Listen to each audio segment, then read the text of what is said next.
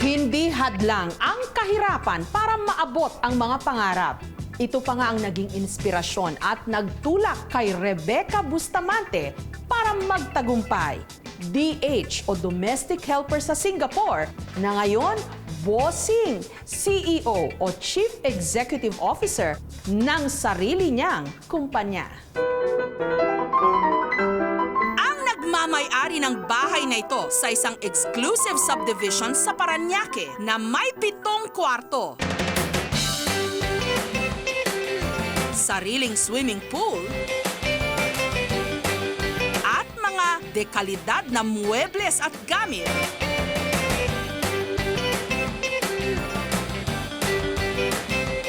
Sa maniwala man kayo o hindi, dating DH o Domestic Helper. Pero ang DH noon, milyonarya at CEO o Chief Executive Officer ng sarili niyang multinational company ngayon. Si Rebecca Bustamante. Hindi ikaw yung usual na kwento ng mga nag-OOFW o nagdi-DH na parang hindi na nakaalis dun sa ganung estado sa buhay. In your case, hindi ka lang nakaalis, talagang umangat pa ng husto. Paano mo ba ginawa? Siguro dahil sa ambisyon ko since bata ako, dahil sa hirap ng buhay, na gusto kong mabago ang aming pamilya at gusto kong baguhin at bigyan naman ng magandang kinabukasan ng mga kapatid ko na hindi na ibibigay ng mga magulang namin. Kaya talagang nagsumikap ako ng husto. We don't have nothing except ang pagmamahalan ng aming magkakapatid. Pang-7 sa 11 magkakapatid at tubong Dasol, Pangasinan si Rebecca. Oo, tilapia po, bangos, galunggong, dili po kayo dito, mura-mura lang. Tindera ng isda sa palengke noon ang kanyang ina. Habang matador naman ng baboy ang kanyang ama. Bili po kayo patatas, gulay.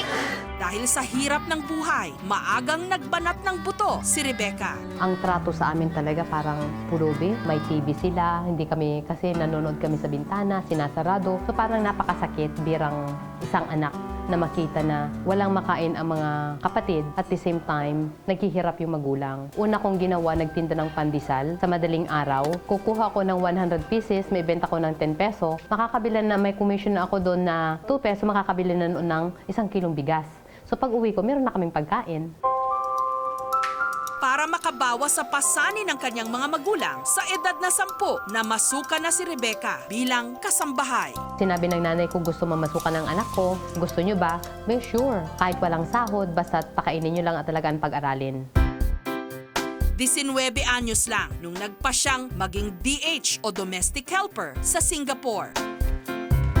Habang nagtatrabaho, imbes na mag-day off, naisingit ni Rebecca ang kanyang pag-aaral ng kursong accountancy sa Open University ng Singapore Institute of Management nang lingid sa kaalaman ng kanyang amo.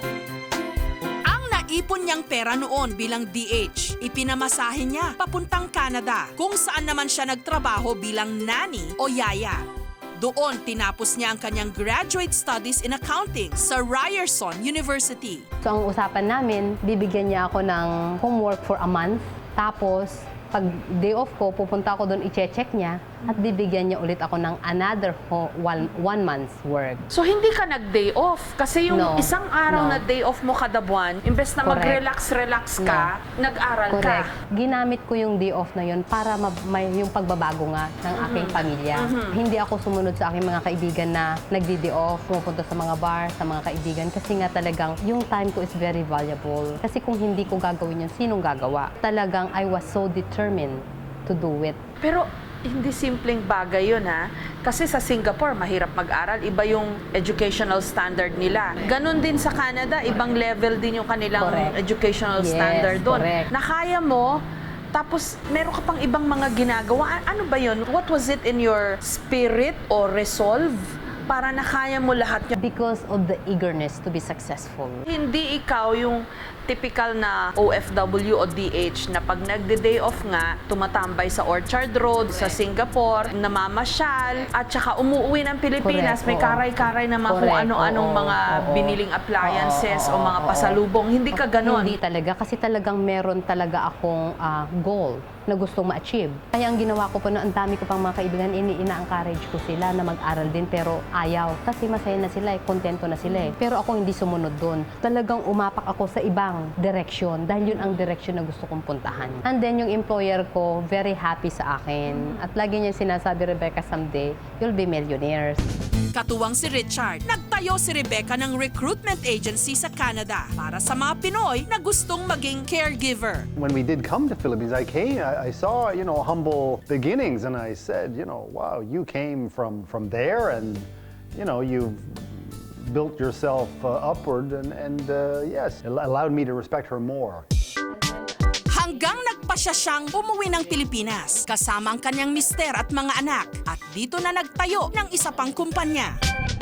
Pero hindi na para sa mga gustong maging DH o caregiver, kundi para sa mga Pilipinong gustong maging manager. I think no one is listening, so I have to go on the stage. Big time ka na bigla. Not really big time, more on siguro masaya ako na we can make a difference sa ating mga kapwa, sa ating bansa, and in the world. Parang ang goal mo, ang Pilipinas, hindi lang dapat maging bansa ng mga DH No. at mga seamen No. at mga construction No, workers sa no, Saudi. no. Tayong mga Pilipino, we deserve para maging CEO ng mga kumpanya, at nangyayari na. Pero malayo man na ang narating ni Rebecca, kailanman hindi raw niya nakalimutang lumingon sa kanyang pinanggalingan. At sa linggong ito, sinamahan siya ng aming team sa pagbabalik bayan sa Dasol, Pangasinan para bisitahin ang kanyang mga kapatid.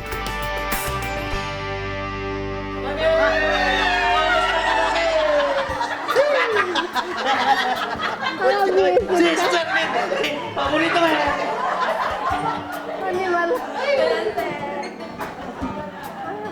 Parang nagpaganda kayo lahat, ah. Ay, sige. Ba't kayo nandito na parang nakabihis kayo, ah? Parang may hinintay kayo. Sabihin nyo nga sa akin. Pag dumarating siya dito, siya ang Santa Claus namin. Pag dumarating siya dito, naghahanda na kami, pinaghahanda namin siya dahil siya talagang inaasahan namin sa lahat. Parang fiesta kapag dumarating siya. Saya po kayo? Ay, siyempre, sobrang saya. Nandun pa rin ang ilan sa mga dati niyang kaklase nung high school na proud sa kanya. Dito kami, nasa baba pa rin kami. Siya nandoon na. Bumababa pa rin siya para magkisama sa amin. In your case, ang layo ng nalakbay mo from DH to CEO. Kung gusto, pwede. It really depends on this heart and this. Pag pinagsama yung dalawang yun, So Rebecca, pag may na-encounter ka na katulad ko na talaga DH ka dati tapos ngayon CEO ka na, anong sinasabi mo? I'm happy to say yes. Yeah, I'm very proud kasi gusto kong sabihin na na-DH ako pero nakayanan ko. Ang kalimitang kwento ng ating mga OFW, umalis na DH, nagretiro at umuwi ng Pilipinas na DH.